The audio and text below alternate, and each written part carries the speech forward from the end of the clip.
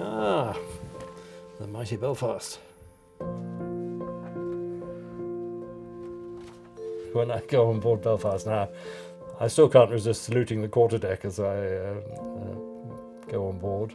That's just a habit that doesn't die, I think. Way back in 1961, when I passed out from Dartmouth, we had an adventure, 4 of us I think, flying out to the Far East to find her. It took us about 4 days. We got down to Sydney about 9 o'clock in the evening, but there was no ship there, and we told to fly on up to Brisbane then, so we flew up to Brisbane, got there about 1 o'clock in the morning, seemingly absolutely nobody there except one sleepy taxi man. He said, you're the ones I'm supposed to be looking for, are you? So eventually we ended up in HMS Vampire, Australian ship, in the middle of a party. And we spent 2 days in her, but eventually sighted Belfast for the first time in the Coral Sea at the end of an exercise. So we 4 joined off the end of a jackstay, much to the delight of the ship's company. And one of the tricks they like to do with rookies like us is to try and get our feet wet on the way, actually. But it was, so we went one, and along came our kit bags behind us, and that's how we joined Belfast. I was an engineer under training. It was a year on board, the first 6 months of which were going around all the departments in the ship, learning how they worked, getting to know them. And then for the second 6 months, we put our engineers' white overalls on and started to earn our keep down below in the machinery spaces.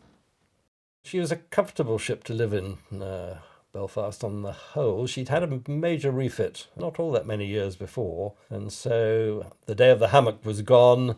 Air conditioning was quite good on board, so the nice civilities of shipborne life were with us.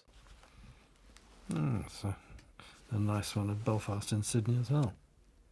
It's a source of endless recall. Certainly in my engineering time, we had a lot of watch-keeping down in the boiler room and the engine room, and you really got to know the people around you then, and they learnt the little tricks of the trade about how to bake a large potato on a steam stop in the middle of the middle watch, or how to make Kai. Kai is naval chocolate, and it's made out of flaked hard chocolate. And it's not worth itself unless you can stand the spoon up into it. But my goodness, it keeps the heat, and it's a wonderful thing to use for sustenance in the night watches.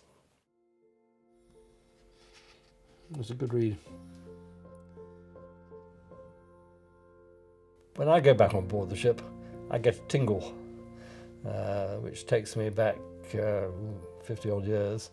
And I would just like to feel that casual visitors, probably without any awareness of what the ship did or what she represents, when they go on board, get a little tingle too by the time they leave the ship, and just a little feeling of the historical events that she was involved in.